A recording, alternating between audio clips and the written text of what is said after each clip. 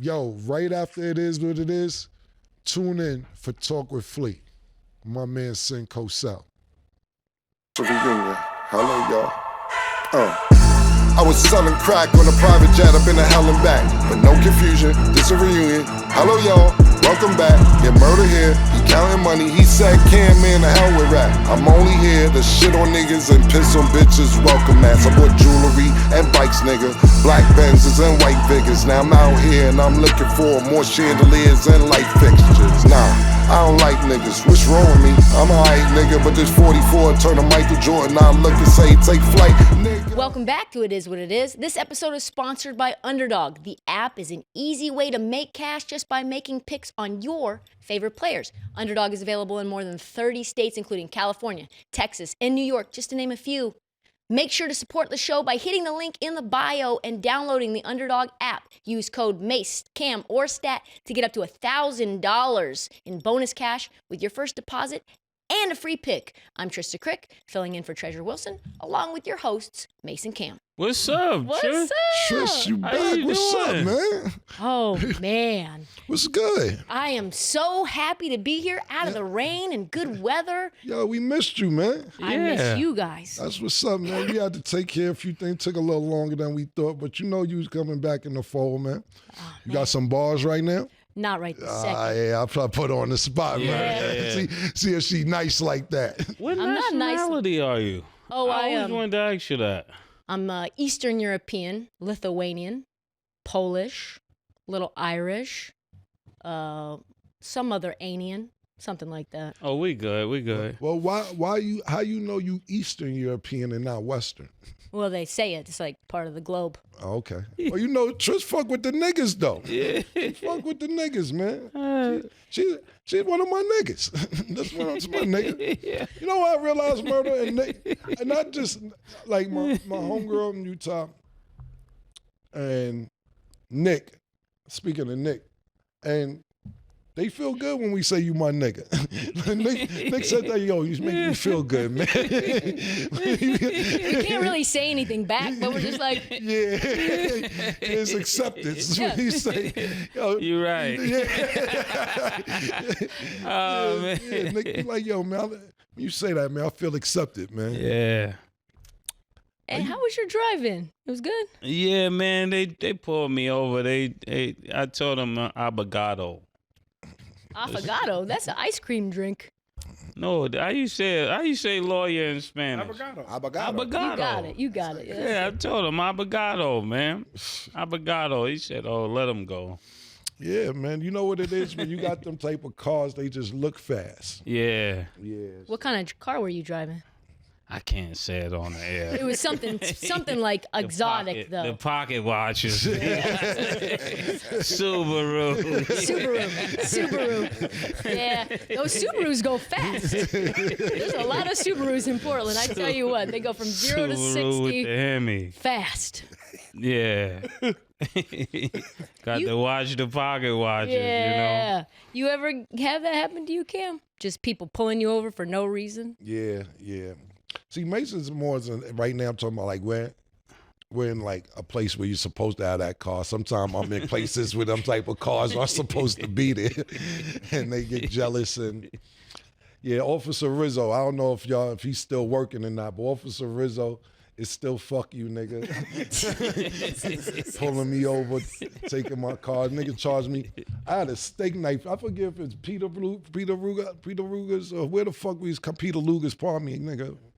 Got me thinking about Ruger. Peter Luger's. I don't remember. A few of them restaurants give you real steak knives to come take on.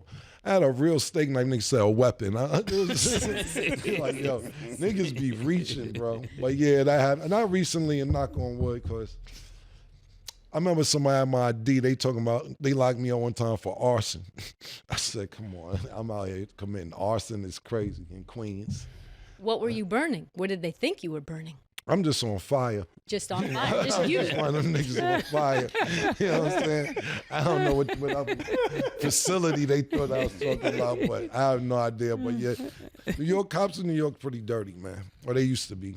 I haven't dealt with them in a while. But now, lately in New York, I get a driver. That's the way. Yeah, man. Stay out their way. We got to talk about All-Star Weekend. For context, so Adam Silver, I think it was 2 off seasons ago, said we got to get back to basketball. Like all these gimmicks, we have to get back to the type of games that we want to see. So we got Kevin Hart roasting guys during the All-Star game. We had Chris Paul and Wemby disqualified from the skills challenge. We had a full funeral for the TNT guys in the middle of the All-Star game. We had a G-Leaguer, 3-time dunk champion, getting everybody excited. Mr. Beast had like a giveaway in the middle of it. It was a lot of gimmicks. It was a lot of bells and whistles. 35 minutes of basketball on Sunday for a 3-hour broadcast.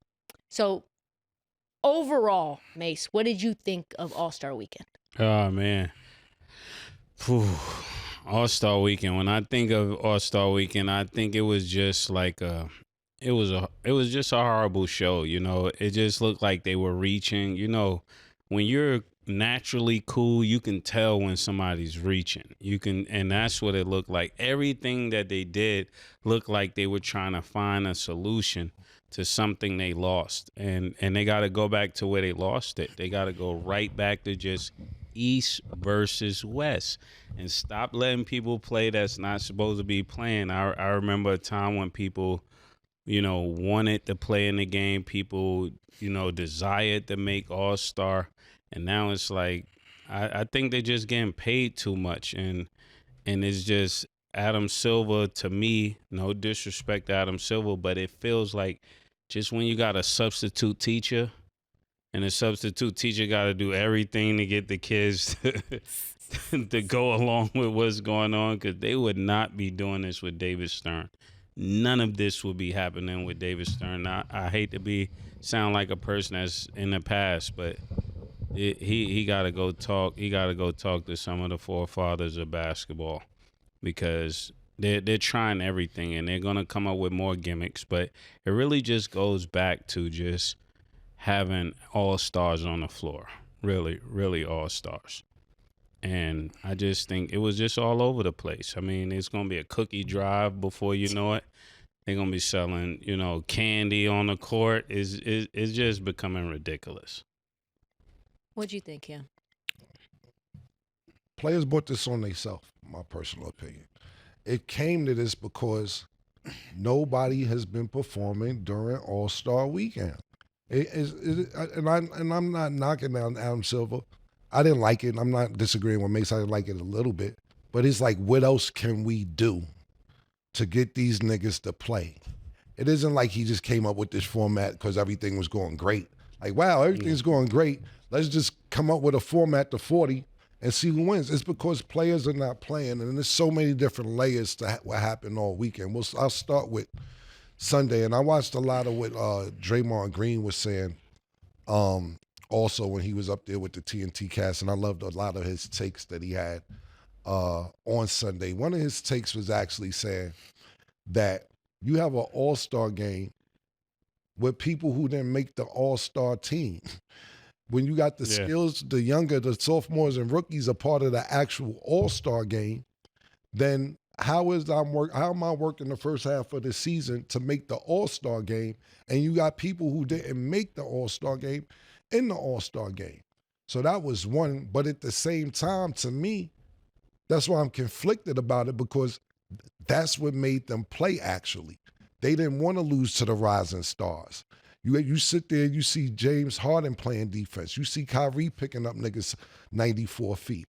You see niggas actually playing difference, because that would have been completely embarrassing if they lost to the rising stars. So it did get niggas to play a little more, but at the end of the day, it's like Trysta said, 35 minutes for 3 hours. Whenever I thought that they were getting momentum, something happened.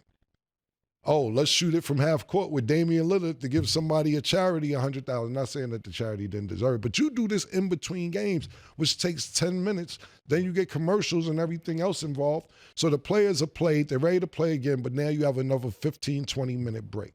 Then, like Trish also said, you're in a rhythm, you're playing again. Then you, of course, everything I'm saying should have happened. I just didn't think it happened at appropriate times. You're giving the TNT guys, Kenny, Shaq, Chuck, Ernie, their flowers in the middle of the game. So after that, I seen that and I seen the momentum for like slack off because I was like, damn, they sluggish now. They're not warmed up. They were doing pretty okay because they were in a rhythm, but then you're taking them out of rhythm for 15, 20 minutes at a time. I don't like the format, but I will say that it seemed like it did get players to play harder than they've been playing previously. Then we look at the next thing. Each player that wins gets $125,000. Some of these players are making $400,000 a game. This is not real money to them. It's not. So you're not going to incentivize them by the money because they're making that first quarter of a regular game when they go out and play a game. That's first and foremost.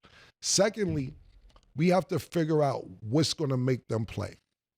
I've been saying this for 2-3 years that we need to have, it's not just Europe at this point. This is the new format. If you really, really want to see the players play. The format, I'm not mad at this 14 format, and I'm not mad at if you go back to East, West, or whatever, but obviously that hasn't been working for a long time. If you really, really want to see players play, what you do is you get 2 American all-star teams. You say seven people on each team from America, or 8. And then you get a Canadian team, and then you get a European team. It's 63 players in the NBA from Europe. It's 21 players or 23 players in the NBA from Canada. You think that they don't want to bust the United States ass? You don't think that they would want to play? You don't think the United States would play? I know Europe and Canada would definitely play super duper hard. And the only reason that I think that this format hasn't happened yet is because Adam Silver is trying to protect the NBA as far, I'm not saying NBA because we got players from all around the world, but trying to protect America to still think that we have a chokehold on basketball, which I don't think we have a chokehold anymore. So I think that's the only reason that this format has not gone on yet, because it makes no sense for it not to go on. You want to see competition? You think them Europe niggas ain't coming to bust American niggas ass? You think the Canadians are not going to have a point to prove?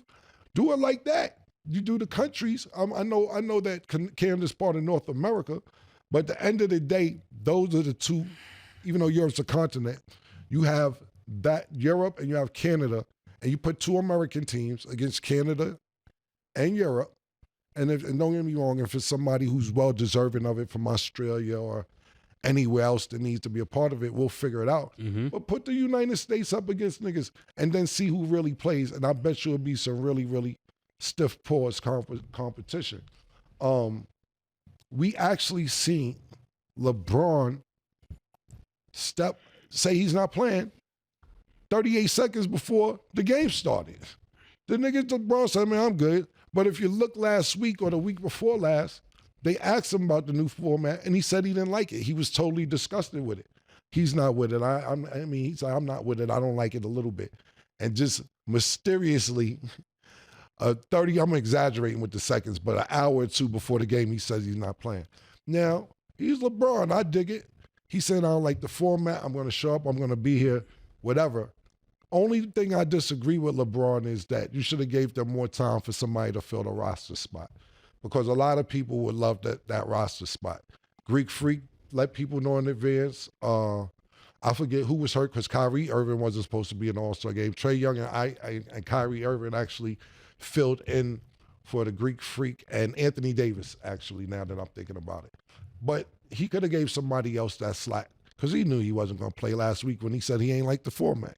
And I dig it. He's LeBron, but at least let somebody else get that spot. Overall, the weekend, I wasn't impressed. I'm not happy about it. Are we sitting there saying, yeah, we got more competition? We did, but by how much? 7%, 8%? It wasn't a high percentage on competition. So they do need to figure it out and figure out what's going to be better. But I'm totally disgusted with the whole weekend. I thought it was, I have to be honest with you, I didn't even watch the skill shit. I caught the nigga in the dunk contest. And that's another thing. You brought up the dunk contest. We're at the point where we're getting a nigga who played 5 total NBA games, winning 3 dunk contests. He won 3 dunk contests, but only played 5 NBA games. What are we doing? What are we doing here? What the fuck are we doing? So he's almost won as many dunk contests as games he played in the NBA. It's wild. It's actually pretty wild. You know, you got people like John Morant saying, "Oh, after seeing Mac, I want to join." Giannis said, "If you do it, I'll do it." They all say this right after the dunk contest, and then when this time comes again next year, they all forget that they said it. I don't know. I don't know what to do to fix it, and I get it that people are blaming Adam Silver. But Adam Silver just didn't come up with this like shit was already working. He's just trying to figure out shit to try and get NBA players to play against each other during this All-Star weekend. And he's running out of options. And the only option is to get these countries and continents against America if you want to see some real competition, my opinion. Yeah, and they have a bunch of other like proposed solutions that have come out since the All-Star weekend, which we can talk about later on in the show. I did think it was weird that we have guys like Victor Wembanyama, and he got to play with 9 minutes. That's it, right? He played in the first game, lost against, I think, Kenny's team or whoever he was playing against, and we never saw him again, right? And I don't think, and this kind of begs the question too, you have Kevin Hart treating the All-Star game like the Tom Brady roast.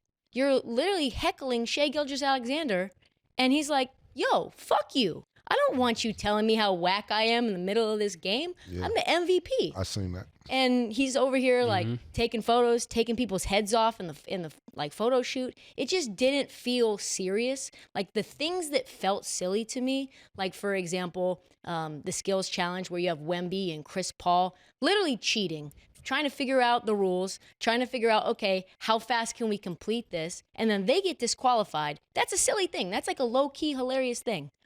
But they're treating that like it's a state secret. You can't interview them after the game. You can't figure out, hey, what was your strategy? Who came up with this idea? No. Shut that down. But the stuff that's supposed to be serious, the game, we've got Kevin Hart heckling guys. We got, guys giving fishing poles to Kenny and all of them in the middle of it. So, yeah, it's really sad as well. And I kind of wanted to get, Mase, your thoughts on the dunk contest, because that's kind of like a separate thing as well. I know Cam doesn't think it's going to happen, but do you think, okay, let's just say hypothetically, Giannis, and Edwards participate in the dunk contest, and we get it back to where it was in, say, the 90s, early 2000s. Does that reinvigorate it for you? Does that give it juice? Really, if you add Ja and you add Anthony Edwards, I think you have a better dunk contest. But at this point, I don't know if there's any other dunks that somebody could do. People really got to get really creative, because at this point, all the dunks have been done before. It's not like people are coming up with new ideas. They're coming up with the same things. But I think it'll take somebody like Ja or somebody like Ant-Man to really push the envelope in that way, that have that kind of explosive athleticism with a creative mind, But even when we was talking about the All-Star game, I think if they give the money to baby moms, if the money have to go to baby moms, you get a better game. I forgot about that. That's what I really wanted to say. You talk about lighting a fire under the players. I don't ask you for nothing all year. Yeah. Go win this game. So that'll really get them going. What about if they did? I like your format, but what if they did winner take all? The losers don't get nothing. The losers don't get nothing. Oh, I thought you said. Okay, my bad. I thought it was the losers get. I thought they get something. Yeah, but if you give the money to the baby mothers, that changes everything. That changes the whole dynamic. I thought it was the winners get like 125 and the losers get 75. That's how it is in the Pro Bowl, right? Right. What if it's a baby mama you don't like? Like, why would you compete hard for her? But it's what if you have 8 people that's going to be playing for theirs, though. Okay. If you don't, just imagine you don't have to pay no child support. If this money right here could take care of that, you're going to get it out of the way for the whole year. For the whole year. What about, I know Cam talked about the LeBron thing. LeBron ended up sort of backing out, like he said, 32 seconds before the game. Ant Edwards somehow mysteriously didn't play in the game. We don't know why. He's fine. He's going to play for the Timberwolves as soon as the All-Star break comes to an end. What did you think about that? Was that weird to you that LeBron was in street clothes getting announced as an All-Star? Should he have backed out earlier, or what did you think? At this point, my take is that LeBron is bigger than the game. He's bigger than LeBron and Pauls. He's bigger than the program. And I don't care what nobody says. He pulls out all the stops. He go to teams that he want to go to. If he don't want to play that day, if he don't want you on the team, if you're the first draft pick, listen, it doesn't matter you're the first pick. We'll send you to Liberia if I like. Pause. That's just what it means to be, king, I guess, of the NBA. Well, but he definitely earned that status. But I would have liked to see him say, earlier that I'm not playing. So who would have played in this place? It's probably somebody that really wanted to suit up. probably like a LaMelo Ball. He would have Yeah. wanted to play for And we would have sure. wanted to see that. Yeah, and I think that's the thing I think about the All-Star game was we don't really even know what it's for anymore. Is it to give accolades to the best players in the NBA? Is it the most entertaining players? Because unethical basketball is what is awesome for All-Star games, right? The Cam Thomases, the Trey Youngs, I think the that's what LaMelos. messed the All-Star game up when it became just about the votes, right?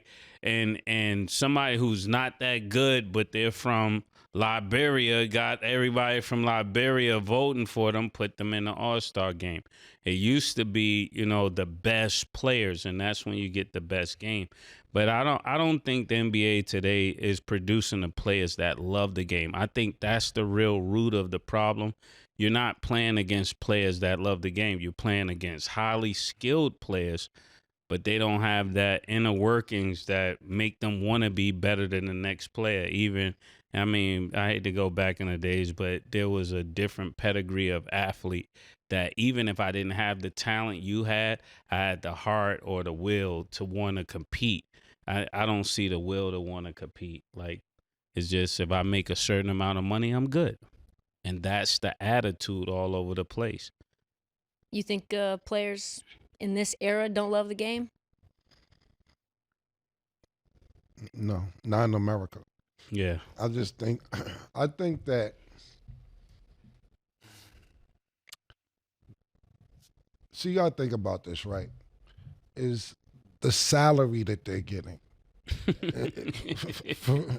Seriously, like the salary is crazy, and I always bring this. And I could use a million examples, but I always bring this Michael Jordan stat up that he made 111 million throughout his career, and the majority of that was on the last 3 years of his contract because he's doing one-off deals with the Bulls.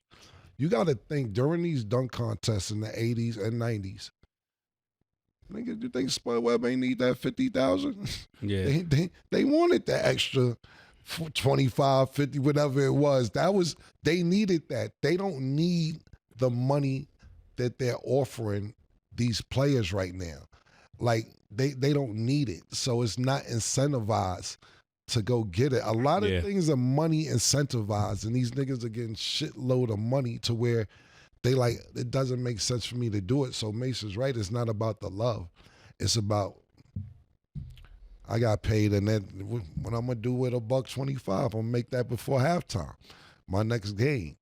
Then the next thing is you see them playing gingerly. We was talking about this, me and Bees on the house earlier, to where the last 6-7 years you see them playing like it's no defense, it's nothing. But then you don't want to risk injury either. You don't want to sit there and get hurt in the All-Star and then you don't be able to play the second half of the season. Then niggas will be like, oh, why is he playing? You can't win out here. You know what I'm saying? You can't win. They'll be like, oh, he shouldn't have been doing this or shouldn't have been doing that. They didn't care about that. When you go sit there and watch Kobe Bryant play an All-Star game, took no minutes off. Defense or offense, it didn't matter. But I think a lot of things at that era was money incentivized because everybody needed that little extra change to where they don't need it anymore. If you're sitting there talking about a dunk contest, right? And I know that a lot of things are based on creativity and everything else. And I'm not saying this is a lot of money for these players. But you sit there and say, look, we'll give $2 million to the dunk contest winner, and we want We want Anthony Edwards, Ja Morant, and Zion. I don't care about the B League, the G League. That's a good one. Yeah, and you sit there and say, because I'm not saying 2 million is a lot. I mean, a little bit, but to them it probably is. These niggas is getting $100 million, $200 million sneaker deals. Forget the NBA deals. They get 9-digit sneaker deals. But at least it'll give some incentive, because like Mase was saying, you can sit there, even if it ain't the baby mother, you like, yo, mom, here, take the dunk contest money. Or your little brother, or your cousin, or whoever. Somebody else in your family could use it. You understand? So I think those are the names that you want to hear when you hear something like a dunk contest. And you got to raise that price. The price is not going to get them to do it. You mentioned, Cam, just like players saying, I don't really want to get injured for the All-Star game. And I think that's a super valid point, because you look at LeBron and you say, well, they're in the 5th seed right now. They're half a game out of the 4th seed. And they just acquired Luka, one of the most blockbuster, shocking trades we've ever seen, probably in the history of the game. This might be their only tiny window. So when you think about the context, and I guess I'll ask you first, Mase, if you think about the context of the Lakers as a whole, does it make more sense knowing where the Lakers are at and the trade they just made, and maybe the window that LeBron has left in his career, that he would sit out, even if, considering he's played in 21 All-Star games before? Yeah. I think the All-Star game helps players. I think it rejuvenates players, because there's a certain energy that you take from these type of games into the second half of the season. Let's say there's somebody that wasn't playing well in the first half of the season. Let's say they turn up in the All-Star weekend. They come back to their team believing that they should compete like that for the rest of the season. And that ends up going into the All-Star, after the All-Star weekend, into the second half of the season, as well as the playoffs. We've seen that time and time again, where somebody catch fire in an All-Star weekend or do well on All-Star weekend, and the entire season is totally different after that All-Star weekend. You'll hear people say that, well, we'll see after the All-Star break, because people understand that from that point on, everybody switch gears. So let's say I'm sitting out and I'm waiting for the second half. I don't think resting is a great thing for players as they get older, because the more you start resting, the more you need that rest. That's just my vantage point. When you got young players and they're playing through all of these times, if you got to think about getting hurt, I got to wonder, were you really prepared for the season? So I just come from a different school of thought. Yeah, we was talking about it because it wasn't necessarily the All-Star. We was talking about when Paul George got hurt in that preliminary Olympic thing, and you actually seen the players walk off the court and not go to the Olympics. Yeah. And they was like, they stopped the game, looked at Paul George, went over game condolences. KD just walked out off the court. A couple niggas stopped it. Then niggas was like, I'm cool on the Olympics, because it's great having a gold medal and winning for your country, but your bread and butter and your money and your bottom line is in the NBA. So Paul George was lucky enough to have an 85% insurance on his contract. You know what I'm saying? But it's not about that, because if you let's reduce round numbers. Let's say you got $100 million contract. You get 85% of it, so you get $85 million. But luckily, and thank God, you know, as much as we fuck with Paul George, it's a blessing for him to even still be playing basketball after his that leg injury. snapped. Yeah, like his leg snapped. Sean Livingston, Gordon Hayward. When we see injuries like that, and I see people come back, I give them much props, man. As much as you not the GOAT, Paul George, for you to even be playing, you get a lot of props from me. Just cut the GOAT shit out, and you be Indiana legend, not Reggie Miller, but you one of them niggas. Indiana George. Yeah, Indiana George. Gee, run with that. Yeah. So I like that. And what I was going to say is that I think a lot of players would not even show up to All-Star if it wasn't part of the contract. They're contractually binded in your contract. If you go to if you're nominated to go to the All-Star game and bearing injury, you have to go to the All-Star game. I think mad of them niggas would take the weekend off and not even go. My personal opinion, I think they'd be like, man, I'm cool. Tell niggas I got the flu. But you got to go. You got to prove that you're injured or sick or whatever. That's why you see the players who can't even play there most of the time, unless it's an injury to where they can't even travel. They're contractually binded to be there. To me, the way these niggas acting, these niggas wouldn't even come to the weekend. My point of view. Yeah, and you're seeing NBA players show up Sunday morning. They don't even want to be there for the festivities at all. That's the point. You know, you sit there and think about NBA All-Star murder when we see Shaq with the camcorder going crazy when niggas is dunking. Yeah. And putting up 11 and all that. You know what I'm saying? That's gone. Yeah. That's gone. And to be honest, you could get competition to play, but that feeling's not coming back because we're not going towards that as the NBA, as a country, as nothing because of social media, people branding themselves. They have their own outlets. They don't have to feel they have to comply to old media. They don't need it. So as a country, you're right. We're not going that way. So when niggas be like, not you, murder, I'm just saying, I watched a bunch of different shit, need to go back to East and West. It's like, you could, but as these kids' minds are left exactly. Their mind ain't there. As much as we want to see it, you got to think about this as well. And I'll let you and Trysta finish up on this. You got to think about this, and that's why I love the age I'm at. You know what I'm saying? To still be loopy, to still be in the mix, but still be old enough to not panic if my phone is under 50%. You know, I see kids go crazy. Oh my God, I need an outlet. It's 50%. It's 49%. Who got a cord? Yeah, like they fucking be bugging. I'm like, you got a whole 49%. I don't be looking for the outlet till shit is on the 1%. And I be My God. I'm just saying, I'm being honest. Like, yo, because you know why? I lived without a phone. Yeah. You know what I'm saying? Like nigga, you know, like I said, I do a lot of stand-up. Not do a lot. I watch a lot of stand-up. And I remember Chris Rock saying one time his parents lasted so long. They was married over 50 years because his mother could not get in touch with his father for 12 hours because he was at work. Can't call work. Can't beep him. There was no beepers. You can't call him on the cell phone.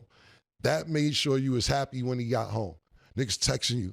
Oh, what are you doing? I'm at work, bitch. You know, all day, you just keep hitting my phone. Just relax. I'll get back to you. But I don't think these kids are in that mind state. And like I said, I don't mean to sound old. What I was about to say was that actually me and Murder been around to see niggas have the passion. Yeah. And see, and that's why we want it so bad, because we seen it. Yeah, on tip off, the ball about to go up, pause. You see niggas let's me go. Me and Bezo was talking about it, and we were saying niggas used to stop what they was doing to go home for All-Star Weekend. Yeah. But see, what happens is this, Murder, and this is why sometimes, and this is why I love that we have this show and this outlet so we can be ourselves and be the regular niggas we are. But it's like this. You got to sit there and think about when you're fucking 9 or 10 years old and you're enjoying Larry Bird and Magic Johnson, Isaiah Thomas and Michael Jordan, and your uncle busts out and said, nigga, Jimmy Lou wasn't doing that with the San Diego Celtics, nigga. And you like, hey, Gervin, nigga. Iceman. Yeah, now you sitting there like, doing nothing but what Iceman did. Like, so you sitting there like this, and what then Iceman. Yeah, so then sometime when we be taking these takes, I be like, damn, I hate to do this. Because we're sounding like the niggas we didn't want to hear. Bill Russell and them. Yeah, all them niggas. Bill Russell got 11. He was coaching 2 of the times. He won 11. And sometimes I'll be like, damn, I hate to do it, but I cannot say I didn't see it. You know what I'm saying? Yeah. What happens is when you don't see it, you be like, whatever, I didn't see it. You know what I'm saying? Yeah. So you don't care. And then these kids didn't really see it. So I hate sometimes I have to do this. But it's just annoying, man. And the good thing about our day though, we had people present that respected the people from before. I think the problem now is that you have people present that try to erase the memories of people who went before, and that's where the passion is getting lost because you're losing legacy. You know what I'm saying? And the way that people are commentating and the way that they're being analysts, we're losing legacy. So the blueprint that they should be coming up with, they're not coming up with because you're raising them up with lies, telling them that bad is good. Like this is okay because you make this amount. Instead, like, bro, you're really like an average player at best, but you make superstar money, so that's really what's got the players jaded. Because a lot of people that are making $20 million, right, they wouldn't make a team. Right. Nowadays. So that's why when you hear people like, the one day me and you was talking, you was like, I would have 16 right now. Yeah. Right? Yeah. And people was laughing, but it's the quality of the player and the quality of the athlete. Right. And right now, people are just telling them what they want to hear. Instead, they're looking at the All-Star game like a company party. Like a company That's a party. good one, yeah. That's the exactly Christmas party. Like, do I have to go? Yeah, exactly. And some people are showing up for their job just to say hi to the boss, but they don't really want to be there. Yeah, Trish just made a good point. Niggas is showing up 3-4 hours before the game. Like we just said, niggas was coming all weekend to see everything. Watching everything. And if you could shoot, you was in the 3-point contest, you wouldn't dare miss it.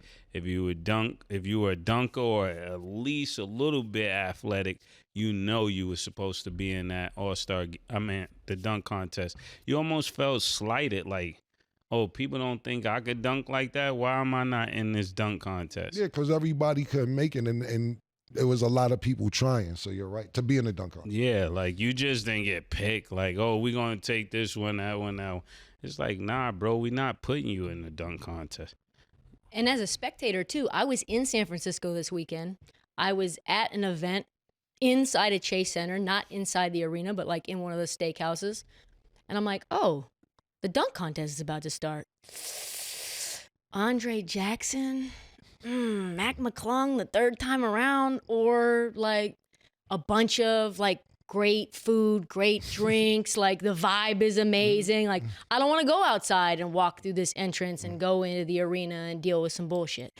I'm just going to sit it out, and I'll kind of just watch it on the screen without audio. And that's, as a fan, as a media member, as somebody who grew up with the NBA, to like skip the All-Star game when you have a free ticket to the event, the Saturday night event, and it's like, no.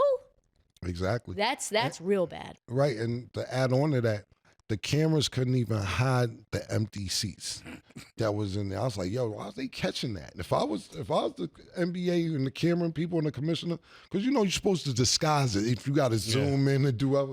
I've seen too many empty seats too many times during that broadcast. Well, we got to hit this break. When we return, there's one more solution that the women's game might have actually spurred. Let's talk about that. Is that the solution to All-Star Weekend when we come back after break?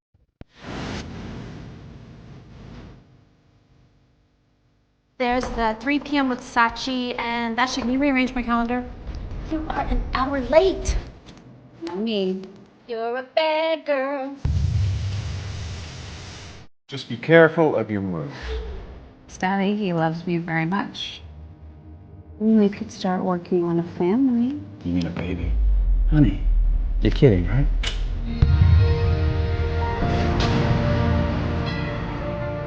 I was thinking maybe we rent out the guest house. Hi. So you're showing the house? Well, is he cute? He's a handsome man, yes. Everything looks great. Everything.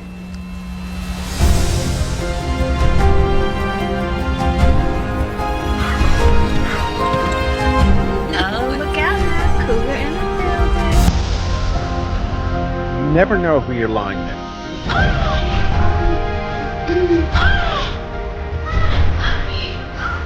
Get this slut out of here! You don't like it, go back to Michael, your husband. What if I could change that?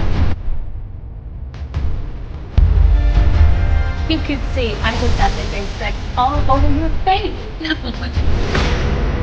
Fire. Right. Hey. If I want something, I'll go for it. No matter what there is. This is crazy. You trust me? Don't worry, honey. I'm probably gonna go for you. I'm gonna be looking somewhere else. You don't know me like you think you do. Welcome back. It's time to go over our underdog picks of the day. Second half of the NBA season is just right around the corner. Looks like Joel Embiid is going to be on the court, I think, this Thursday against the defending champs, the Boston Celtics. Underdog has his points prop set at 26.5. He has hit that 3 of the last 4 times that he's played. Mase, higher or lower against the defending champs? You got to watch Underdog, man, because Underdog, he might not play the whole game. This is a tricky one right here. JoJo. Oh, man. He's capable of getting more points than that. I'm going lower. I'm going lower. I'm absolutely going low. Listen, Cold Cam is back. Cold Cam is back. I've been killing with these type joints. Niggas had Zion for 26. I said, he's not playing. Right before the game, he ain't played. Y'all won. This is another one. Joel Embiid will fracture a toenail tomorrow before this game. He will not be playing, and if he does play, he's gonna get hurt before halftime. Lower. I don't know the last time nigga played a full game thoroughly. Absolutely lower. This is another good one then, because LeBron James took a whole week off, but they're playing the Charlotte Hornets on Wednesday. Is that a load management game where he only plays 3 quarters, or is he feeling like that's a full 4-quarter game? His point prop is actually set at 23.5, which feels very low. Higher or lower, Cam? I'm definitely going to go higher because this second half of the season, they're probably, like you said, Trysta, a half game and a half out of the 4th seed. And then between that 2 and 4, 5 seed, it's only a 3-game span. Yeah, so, nobody say. Yeah, you could sit there and go on a 3-game winning streak in the 2 seed Memphis Grizzlies, or Denver could lose 2 or 3, and before you know it, you're in second place. There's no days off for the rest of the season when you're in that tight of a race, unless you're really, really hurt. I'm going to go high. Oh, I like that. Yeah, I'm definitely going higher for LeBron. Yeah, LeBron has to really turn it up if they want to have a good half stretch or good third stretch after the All-Star break. Let's talk about this solution that hasn't been talked about so far in the show. So Unrivaled, the women's 3-on-3 tournament that's in Miami, they spun off into a 1v1. Winner, Nafisa Collier, won the whole thing, multiple-time MVP. She ended up winning basically her full salary. $200,000 is how much she won. I know they don't make that much money in the WNBA, I know. So now Adam Silver has come up with a 1v1 strategy for All-Star Weekend. 32 players maybe it's 24. $1 million to the winner. What do you guys think about that format, maybe over Thursday, Friday, Saturday, or Friday, Saturday, Sunday? Do you think that will create buzz? And if it's not $1 million, how much do you think it would take for them to actually compete? Let's go with you, Mase. Man, this is interesting because when you think of the one-on-one game, again, we're just talking $1 million. When you're dealing with people that money is not enough to really get a reaction out of them, I don't know if that will make them play better on All-Star Weekend, because when you think about it, some of the best one-on-one players are probably not even the people we think about. Back in the days, they used to say, what's his name was the best from the left-handed guy from, I'm forgetting his name. From Baltimore.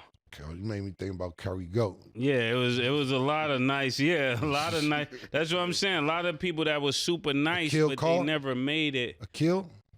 No, he's left hand. He played the 3. He went to Kansas State. He was right after or right before Kevin Durant.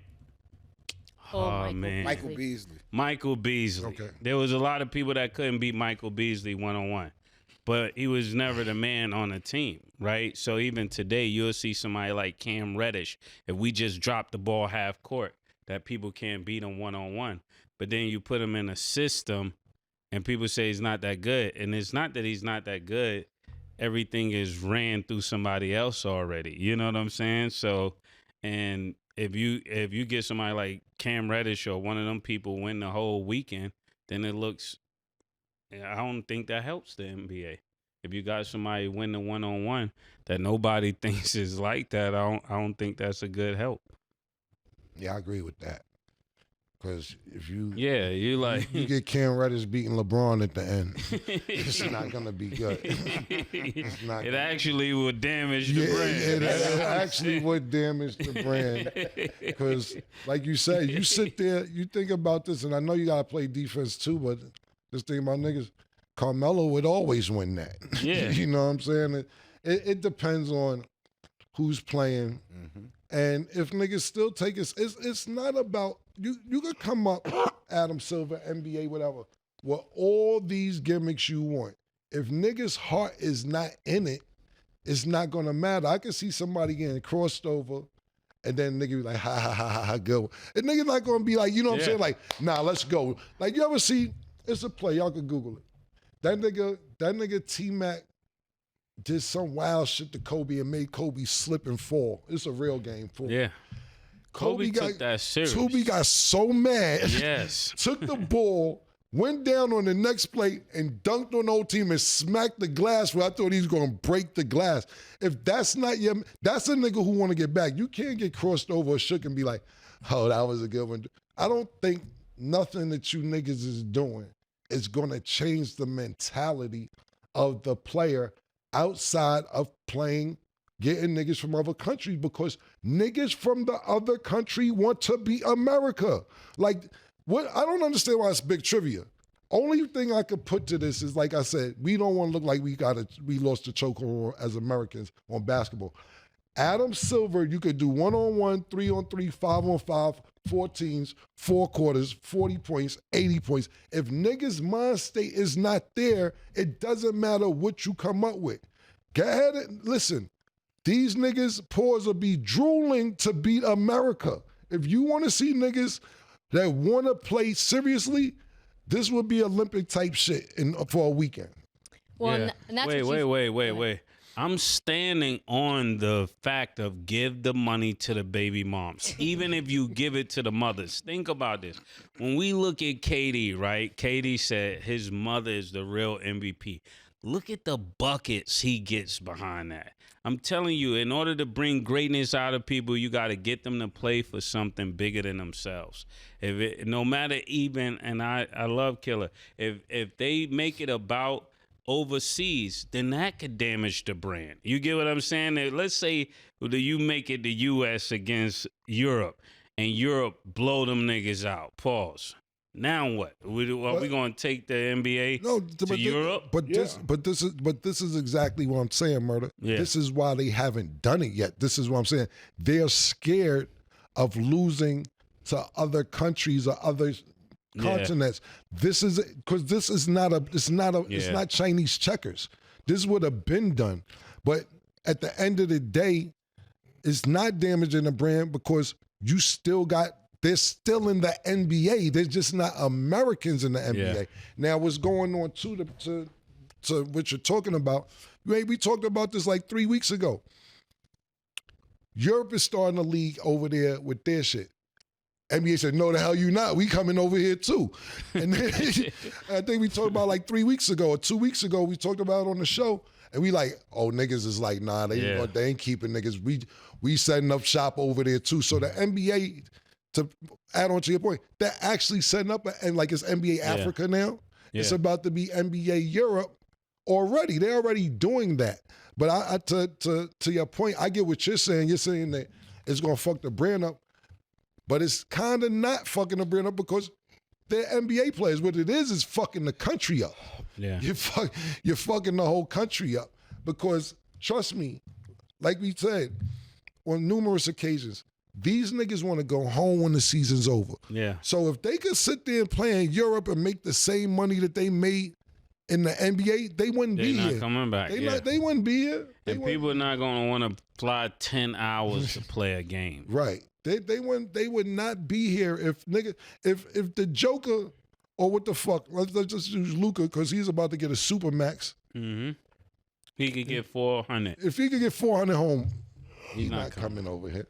He liked the beer better over there. Yeah, exactly. The water over there, the women over there, all of it. So I do agree with you as far as messing the United States brand up. Yeah. But for the NBA, to me, it's a win. And what I'm thinking is, to add on to your point, is if you do something like that, right? Adam Silver's, they trust me, it's not that we sit there and say Adam Silver, not true. I'm just talking about all of us because he's the commissioner. It's a team of niggas who come up with all this shit. He's just not in there pointing the fingers, like, this is what we're gonna do. I guarantee you, I've not been in none of these meetings. I have no information about it. They said we can't do that because what Murder just said. We do that and lose, it's fucked up because what's gonna happen is Europe gonna try to figure out, look, we got the best basketball players in the world. Let's get more sponsorship here and get more sponsors and keep these niggas home. Yeah. So to me, that's the only reason they haven't done it is because of what you just said. Rachel Nichols talked to KD, I think James Harden, Kyrie, a bunch of other All-Stars. Who the fuck Rachel Nichols work for? Yeah, where Rachel? Oh, I think she's with HBO Max. Shout out to Rachel. Shout out to Rachel's. Yeah, she's on public access last time I seen it. So she was at All-Star. You know, she said some racist shit, man. You know that, right? For real? That's why she got canned. Oh, no, what's her name? Oh, man. I like Rachel Nichols. She got mad because of it. You know what? It was your shit. Reverse racism. I forget what it was. It was Malika Andrews in the finals in the bubble. The finals in the bubble. And she was on a hot mic. Well, they had one of those Zoom things, so she was doing. Trysta, no. That was crazy. Yeah, so they had the Zoom situation. She thought she turned the Zoom off, and it was off, but ESPN had it live recording the whole time. So she was talking to somebody on the phone. I think actually she was talking to one of LeBron's guys. Somebody who was on LeBron's team and was like, yo, this is fucked up. They got Malika in the bubble over me. This is in my contract. It's just don't make me the loser because you guys have a bad racial strategy, because you guys have a racist policy and now I'm the one. Yeah, they basically said that the Rooney Law to Malika, like, yo. I think it was actually Maria Taylor. My bad. All right. Yeah. Whoever was somebody black, but they basically like, yo, we gotta get some niggas in there, the diversity and all that, and kick Rachel out. She talked about it and then turned her mic off. Yeah. Anyway, so she wrote a book about it. Yeah. Yeah, I mean, if you got fired for it, can't get double jeopardy. Good point. Back to the one-on-one, though. They all said that they would do it, right? Harden said, I would love to. Kyrie said, I'm not ducking the smoke. I'm the fire. KD said, yes, I want to do it. Ant Edwards said, yes, sign me up. Do you think, is that a lie? Because I feel like once you roll the ball out and it's mano-a-mano, it's a very different thing than a team atmosphere, right? Yeah. Like there's an ego to it. There's a pride to it. There's that street ball component of when you played as a little kid. Like you almost revert back to that, and you're going to get clowned if you get smoked. Like Breonna Stewart was a 1 seed in Unrivaled, and she got bageled by Aaliyah Edwards, who's like only in her second year or a rookie. 12-0. So do you think if they were, I know, like, so imagine like KD getting smoked 12-0 to Cam Thomas. I feel like the ego or the pride of the player, or maybe the fragility of not wanting to get clowned, would allow that competitive juice to increase. What do you think, Mase? Some people are not going to play. Watch and see what I tell you. There's going to be some people you think should be playing that won't play. I think where all of this got to be stopped is in the low management. Like, for real, that they need to find teams, the whole organization, if somebody is doing this. It's just time for the cream to rise to the top.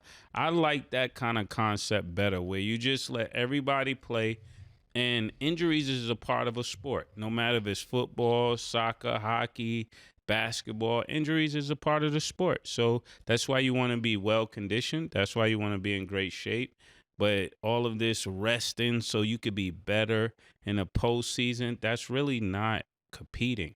Competing is beating you on the same playing field that you're playing on. Whenever you're allowing somebody to have an advantage with something they're strategically doing that's against what they're getting paid to do, it's kind of like cheating. You get paid for 82 games. You should play 82 games. If I get to rest 30 games and then I show up, on game 50 in the playoffs and now I'm looking energized, that's not the same as playing the same games as you and forcing my will upon you to win a championship. That's totally different.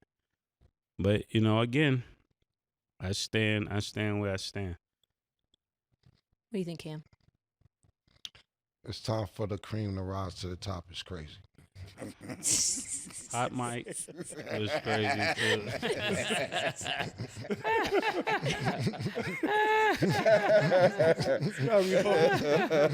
Yeah, you got it. Okay. You said I let that one go. You're not gonna let me let mine go. She tried to throw you in the pause as soon as You ain't got no friends out here. They get pause. They got us. Come out. I'm good. Mase had a good take on that. I'm good. So we were talking about the fact that the 1v1 on the women's side was the same salary as their WNBA salary. Why do you guys think that that won't work on the men's side? Why I don't believe it'll work is for the fact that it's still not enough money. Today's NBA players love the NBA, but they don't love it how we loved it. We love the game. They love it today for the money. So $1 million is not enough for men. If you telling me women only make $200,000 a year, then that million, they're gonna come out and they're gonna play hard for that $1 million because it's not. Shit, they went hard for 200. Yep. Yeah. But you can't do that with the men if they sign a contracts $300 million, $250 million. What money are you gonna put one-on-one that's gonna give them? It would be incentive $10 to million. play hard? Let me ask you a question, B, that you brought that up. Do you think growing up that it was more about, I'm talking about, when playing ball in the 80s and 90s, do you think that it was more about the money or wanting to prove that you were good and get into the next level? I think it was more about proving to the next level. Even though when we was coming up, we really didn't talk about money pertaining to the NBA. It was more like, I want to get to the NBA so I could bust his ass. You understand? People you looked up to, it was like, okay, wait till I get to the NBA. I'm going to get at him. It wasn't really about the money. It was more about, like I said, the love of the game and the fame and what you could contribute to the game. What do you think, Mase, about that? I think if we had NIL deals, I wouldn't have finished school. Yeah, I'm gonna have to disagree with B a little bit. look, let's be honest. We almost didn't finish. We didn't finish. Yeah, we did. But the point being is, like, we talked about this a couple months ago, maybe.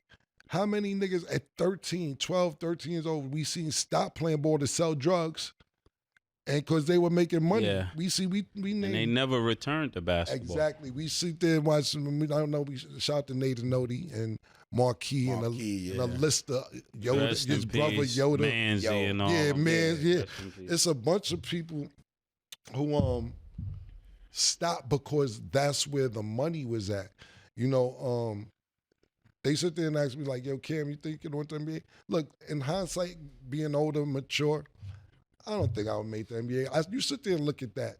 And you sit there and look at that 96 draft class.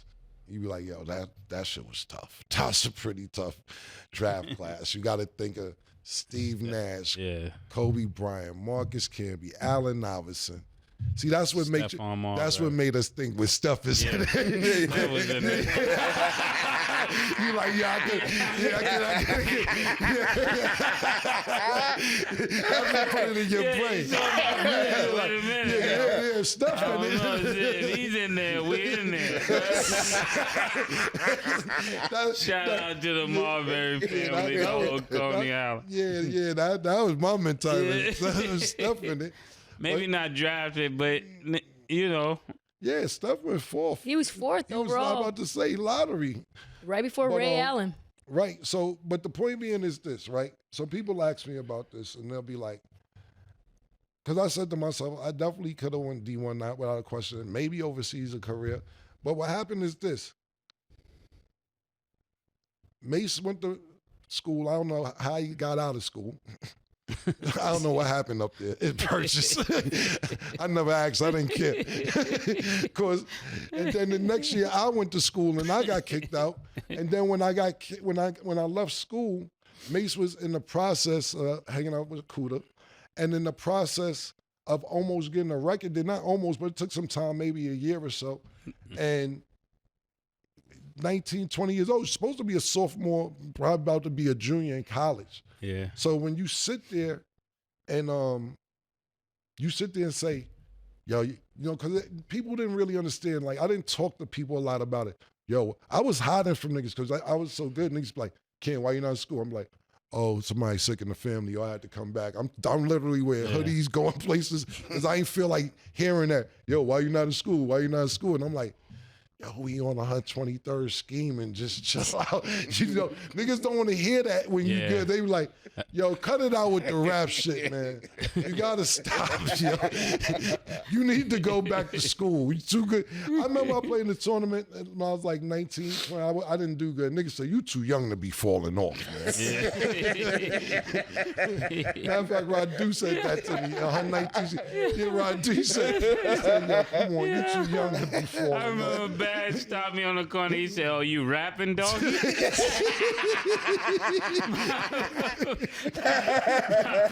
week from college. He said, "Oh, that's what you doing?" Niggas don't want to hear it. Stupid. And I can hear him when he walked away. They want you to hear him. Yeah, Bad Boy. Shout out to Bad Boy. My nigga passing. You gonna be Biggie Small? You gonna follow Big L? You ain't see how that goes. Yeah, and we not talking about the talking about the death. We talking about his career. About the career. Niggas on our block was harsh. Oh, fuck. See how that worked out for us. Like, they that type niggas. Yeah. And they like, jumping off the cliff one after another. Yeah. That is rude. That's a rude nigga. Fuck wrong with that is you. Fuck wrong with dog. Cam came home from school. He said, "I hope you don't get Cam following that pipe tree."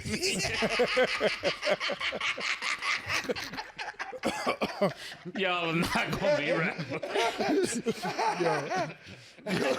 For real. And that's still like that. Yeah. And then Todd Toast came God bless the dead. Yeah, Tattoo. God bless the dead Todd Toast. Yo, if he was your man, you'd tell him the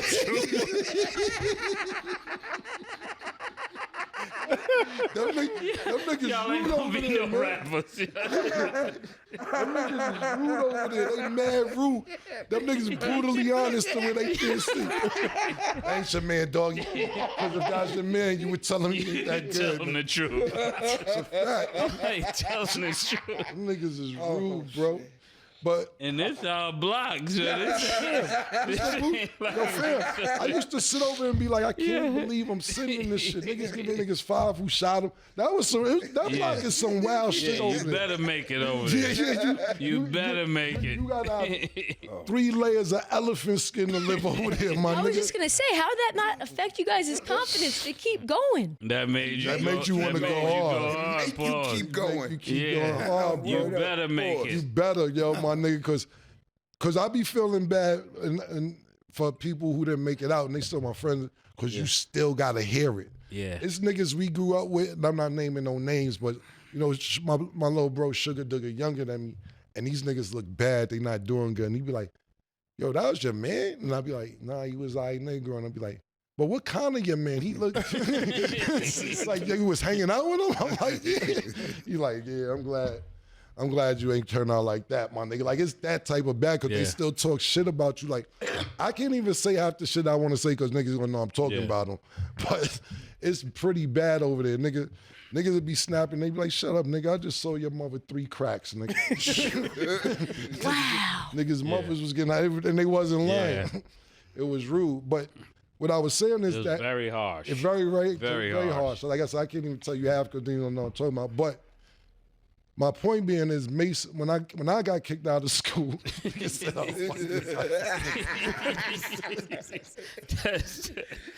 I couldn't even be around him. Mase stayed in the house.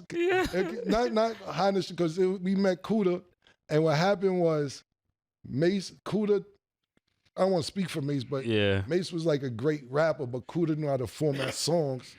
And Mase ran when he figured it out. Mase started teaching me the shit. But we stayed in this house on 123rd. Well, Mase and them say I came through like every day, but he was formatting, doing songs and songs and songs and songs every day. Because you can rap, but do you not do a song? Do you know how to do a hook? Do you know how to count your bars? Do you know how to make a melody? Et cetera, et cetera. So Mase was doing this for like a year straight. And I said this on a show last week. This is when preparation meets opportunity.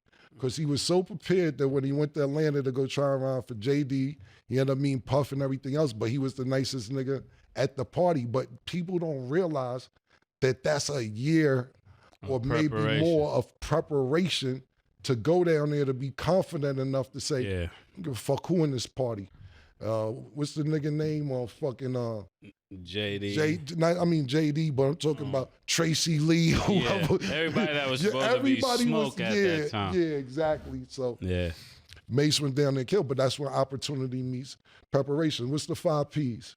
Proper planning prevents proper planning prevents poor performance. So that's keep that in mind when you guys are trying to just finagle your way. You can't always trying to talk your way into an opportunity. Right. So last thing I'll say, because I know we're being long-winded on this, but the last thing I was going to say is that when I came home and Mase and everybody like going back to school, because we originally started talking about B with the money. It's like, yo, we probably would have been finishing sophomore year, about to be juniors, but nigga about to sign with Bad Boy. Are we gonna risk going back to school and see if we make the NBA? Nah, B, I gotta disagree with you. I gotta go. The money was available, so we gotta go with the money. But you're right, niggas did want to bust each other ass, but to me, it was always for the money. Really quick before we end, if NIL would have been available, like the same way it is right now, do you think you guys would have been rappers? That's a good question. What do you think, Mase? What did you like more? If the money was the same or the opportunity I don't think we'd have same? been rappers. No. I think possibly because we just rap for a hobby anyway. Yeah. It wasn't like we just said, okay, let's be a rapper and try and get paid one day. We was just doing this shit anyway. It's kind of like that girl. We was doing rap the same way we was doing basketball to be the best. Yeah, exactly. But we never thought it'd be professional, but we wanted to be the best going around battling niggas and everything. It's kind of like now, like that girl from LSU. She's a rapper. She signed to Rock Nation. The Flage. She's a rapper. So you never know. It might have been NIL. And then if we didn't go pro, we'd be like, yo, let's take these sponsors over the music. Yeah. Well, that's all the time that we got. We got a wrap. We went a little long. Let us know in the comments. What did you think about the All-Star Weekend? What would you have done to fix it? Is that even fixable? That's all the time that we have. Wait. And do y'all agree that the mothers should get the All-Star money? And do you agree that the baby mamas should get the All-Star money? That's the key piece. And was Hot Mike actually a pause? I don't think it was. That's all the time that we have for today. I had an absolute blast. Good having you back, Trish. We appreciate you. Man, I appreciate you guys. Loved it. Thanks for watching. And as always, it is what it is.